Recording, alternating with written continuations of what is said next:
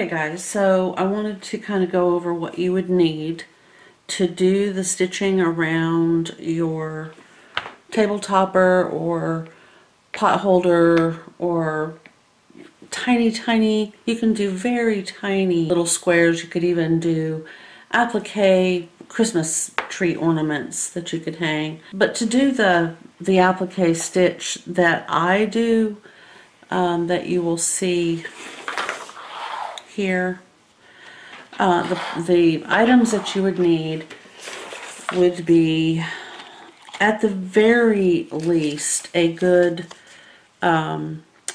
sharp. Sometimes you just need to kind of check it.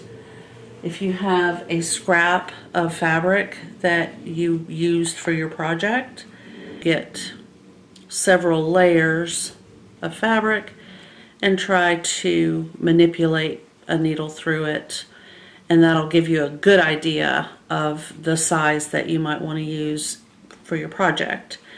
The other thing I wanted to talk about was thread matching. If you want your thread to match, I would place the thread on the fabric at a diagonal, so 45 degrees. You're more likely going to see it. This is right here, so you should be able to see it. If you turn it at all and it disappears, it's a good blend. So it is currently right here, and I don't see it. I mean, without looking at it, I promise it's there. Here it is, right here, and I'm going to, okay, so there it is on the diagonal, and it disappears. So that's one way to do it. The other way is to just take a handful of thread and kind of pile it up on your project in a wad, like so. This is right here. And I've got you backed up because I call that the 3-foot rule. Most of the people that you're sewing for, or most of the people who will be looking at the items that you've sewn, will be at a distance of 3 feet. If they're any closer than that, then they're judging a state fair. So if they can't see it from this distance, if you can't see this, then it's a perfect blend. As you can see, I have closed off this edge, and I've closed off this edge, and I'm just going to go all the way across to this side over here. So from here to here, and then I'll only have the other long side and the other short side to complete. And when I've done that, when I come back, we're going to work on another table topper. I've really decided I want to go ahead and do the red work, sweet tea, biscuits, and apple butter. We're going to get that one done. So I'll have 3 table toppers for fall. I've gotten 2 sides done, a long side and a short side. And the lawn maintenance guys for the HOA are here mowing, and of course they are because we've had rain and sunshine and rain and sunshine and hail and rain. The sky is all heavy with dark clouds right now, and they're out there mowing. So I can't really do video very well over the sound. They're going to make their way right in front of our house. They're over here now, and then they're going to come around here. But I have to make some bread. I've got to have some bread in the works today. So while they're doing that, I'm going to go make some bread, and then when I come back, I will get these 2 sides finished because I really want to get my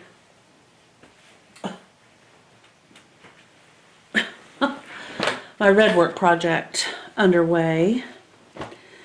These are the napkins I've got to finish up as well. Okay, so here is apple butter. In case you haven't seen these, this is biscuits, and this is sweet tea. And I'm going to put them on a ticking backing that is identical to the homespun autumn spice collection that I'm doing. So they will be kind of in that same genre a little bit. I have plenty of the ticking fabric, and I have to design this out. I kind of know what I want it to look like. Whether that's going to work or not, we will see. It remains to be seen. But anyway, I'm going to go ahead and get my bread dough proving, and then when I come back, we'll start getting this one done and this one started. Thank you, and I'll see you in a little bit. Okay, so I am now at the final long edge here. All of the other edges have been stitched down. So all I have to do is an applique stitch just along this edge. The two ends have been stitched, so I have that pretty square on both. Here's one and here's the other. So the main thing at this point is you really just want to get in here and hide your thread as close to this edge as you can. That looks good right there. All right. That looks good. And I'm just going to finish up all along this edge with this applique stitch.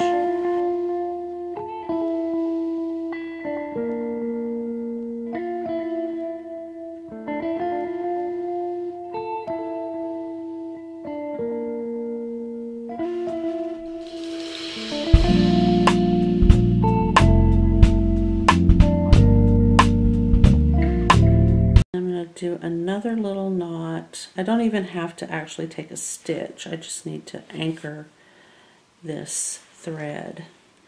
Okay, there we go. And I'll cut this thread and my project is done. I love it. I cannot wait to use it on the kitchen or the dining room table.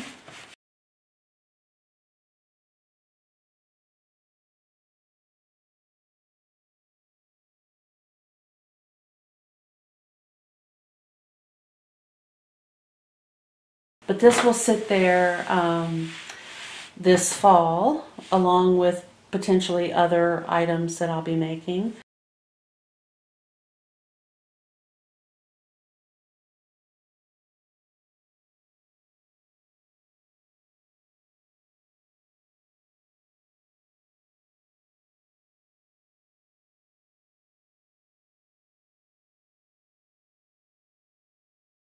Goodness.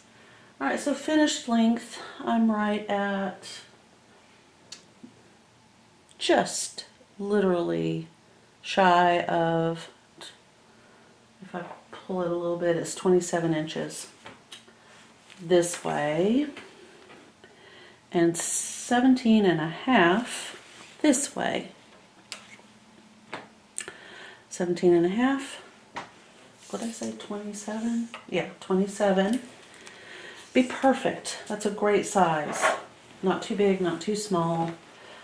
It would even work on my small round kitchen table, or even my island, you know, if I wanted to put something on the island. But I usually use that for all my baked goods. Alright, so now back to this. So I have a nice amount of this ticking left, and the idea that I had, because I love things on an angle, is I'm thinking if I have enough of this, I'm going to cut, yeah, I think I will. I'm going to cut like 27 by 17-ish, depending on, you know, finished edges and all that. I think that's probably, yep. So if I move this just a little bit that way, yeah. So I can cut it like 18 by, say, 28 and a half. Because I know I'm going to have seam allowances and probably some wiggling around. But I'm planning to do another square edge binding on this. I think it's a little bit more in keeping with the whole idea of the red work. What I have to do is determine the size that I want to cut these to, keeping in mind I also need to leave a seam allowance. And as I did these, biscuits is basically the largest. They just got bigger and bigger. So apple butter was the first. And you can see these little teeny tiny, letters were just so tiny. And then I made sweet tea. Well, sweet tea kind of went running off into super big letterland. And then along comes biscuits, and I didn't even do it in cursive. I did biscuits in a mixture. Flour is a cursive word, and almost all of these are print with a mix, a little bit of here and there. Works for me. That's kind of the way I do things. Alright, so my thinking is each one will have to have a seam allowance, and I can make it a small seam allowance. This is a rather tightly woven fabric, so it's not like homespun where it's going to just pull out. So I'm going to go ahead and cut each of these to the size that I want each of these to be. I don't think there's any way that I can get this sweet tea and apple butter the same. I don't know, maybe I can. Maybe. I think, yeah, alright, so maybe apple butter and sweet tea will be the same. And then I'll have to figure out, there's the end of the B is way, way out there, and the little basket of biscuits is way, way out. Biscuits is going to just have to be a little bit bigger than these two. So I'll base that on measurements. I feel like I have enough fabric. And then I'm going to take 4 pieces of what's left of this, and I'm going to, well, I was kind of hoping I could do a, on the edge like this binding, but I don't know. I don't know. It may end up being a straight, which is fine. I think it'll look pretty. I'm not at all worried about it. But before I start saying yes I can or no I can't, I'm going to go ahead and get these cut to the proper size. And I also wanted to let you guys know, if you follow me, that I got pictures. I feel like I had permission to share them. I'll just share one. Let's see. So the McCall's bag, I've got to get the pattern number that I know it's not in my possession, so I'll have to look it up real quick. I had a subscriber do the bag in her choice of fabrics, and it turned out just amazing. She used art gallery fabrics. I don't know if you're familiar with those. You can find them on Amazon. I'm not sure where she purchased hers. In the, okay, so this is the actual pattern right here. It is McCall's Fashion Accessories, K. Witt Design, M5, of course, M5598. That's the pattern number, and this is the one that she made. Now, if you recall, I also did that bag in Stitch and Sparkle fabrics called Mary's Picnic, and this is mine right here. So I have the picnic fabrics from the Stitch and Sparkle collection. And I've been searching high and low for these. Good grief. Anyway, so here's the inside. I used the ant fabric for the pockets on the inside and the kite fabric as the lining on the inside. And the unique, to me, the most unique feature about the bag is the way you attach the handle, and that you can style your handle literally 3 different ways for carrying. This is one way, this is another way, and this is a third way. It's extremely versatile, and it's kind of fun to have a bag like that. I made the large bag and simply adore it. It was easy, it was quick, it has a lot of fun little elements. I don't even know what else to say about it. So, she was inspired and made the same bag, like I said, using a art gallery collection.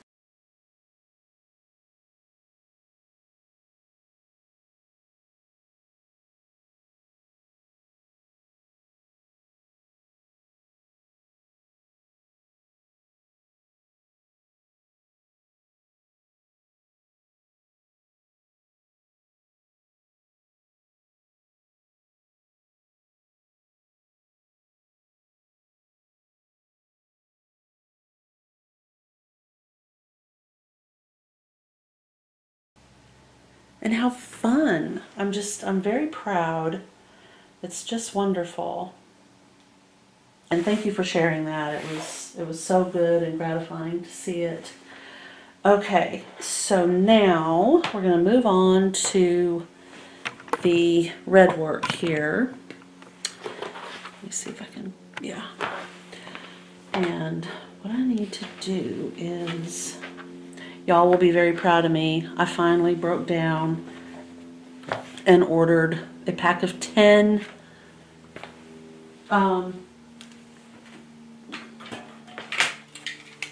rotary blades.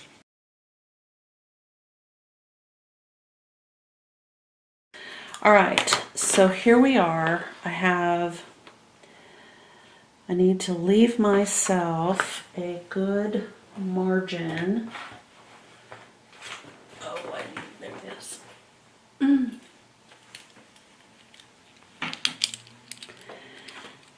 Right.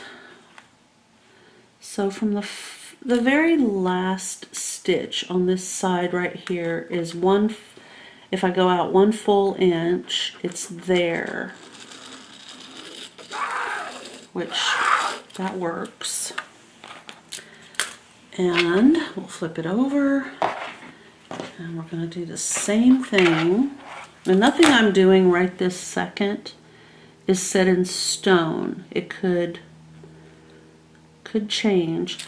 All right, so the B, the last little bit of the B, here's another inch. Sorry about that awful noise.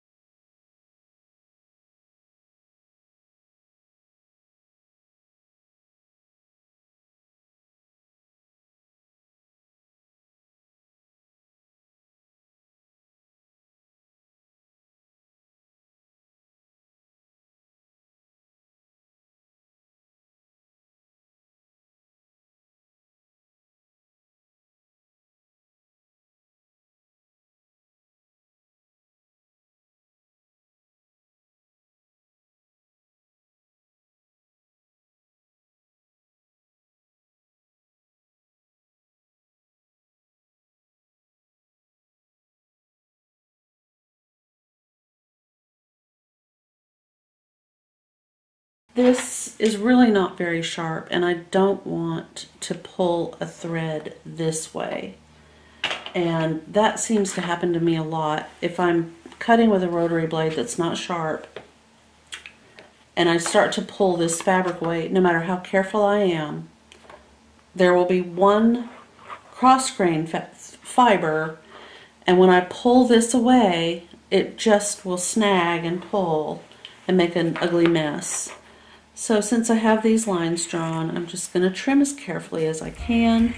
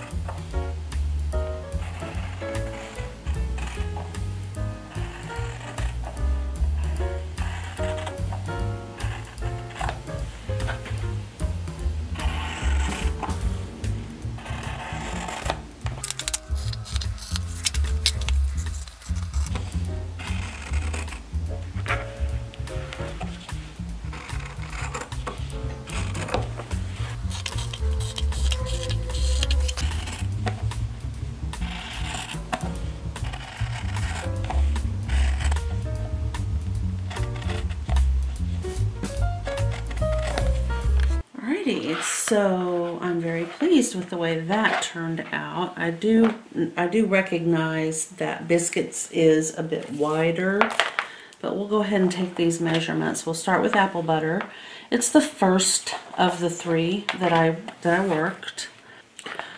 All right, so this is 9 1/8 wide. So let's check on sweet tea and see what sweet tea is. I believe it's 7/8, so I'm going to go with 9 7/8. So we have, I didn't write it down. I'll write it down here in the margin. 9 7/8. And this one was 9 1/8. Yeah. Okay. Biscuits is gonna be a lot bigger. It's 10.5 inches. My goodness. Okay. Well, that gives me some information.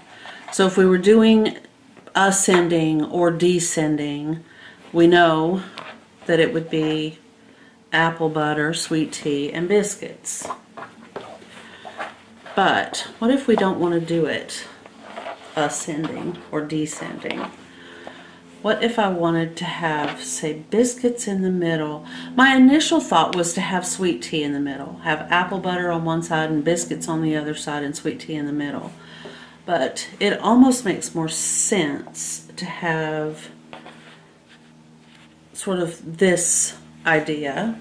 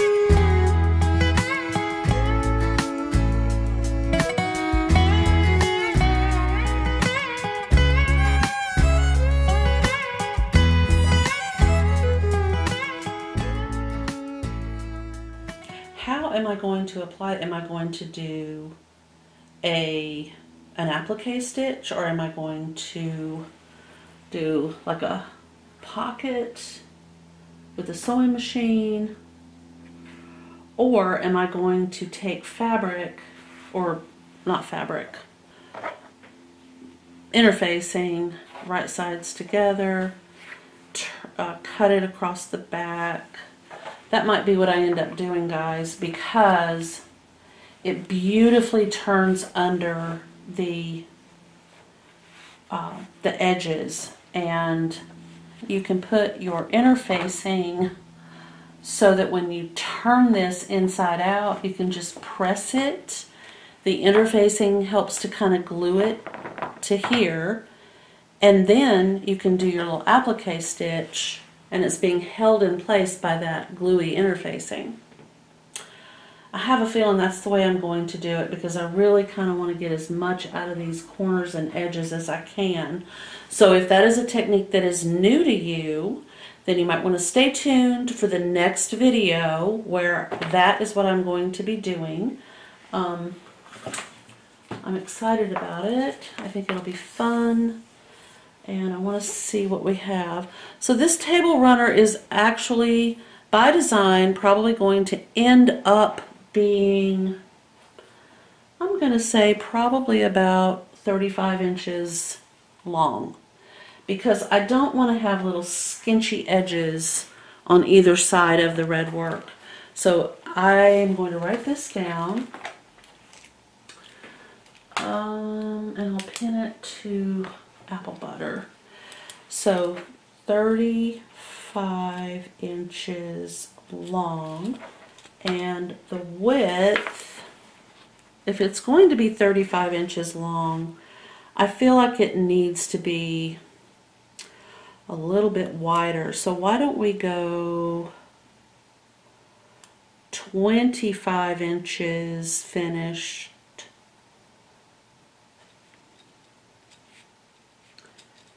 And these are both finished. So I have to remember to add seam allowance, which I will only do 1/4 inch. Okay. And then I need to make sure that I have enough iron-on interfacing. So let me go check that. I'll be right back. Alrighty, so I've located a package of heat and bond fusible interfacing, and I want to make sure I have enough.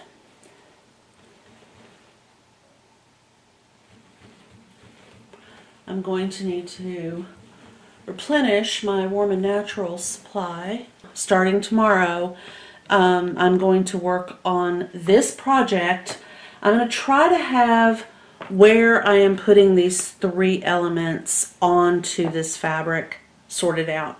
But if I don't have it sorted out, it won't take me long. Alright, so except for another piece of the ticking, I'm all set. I'll be busy with this while that's being shipped, and we'll start on that tomorrow.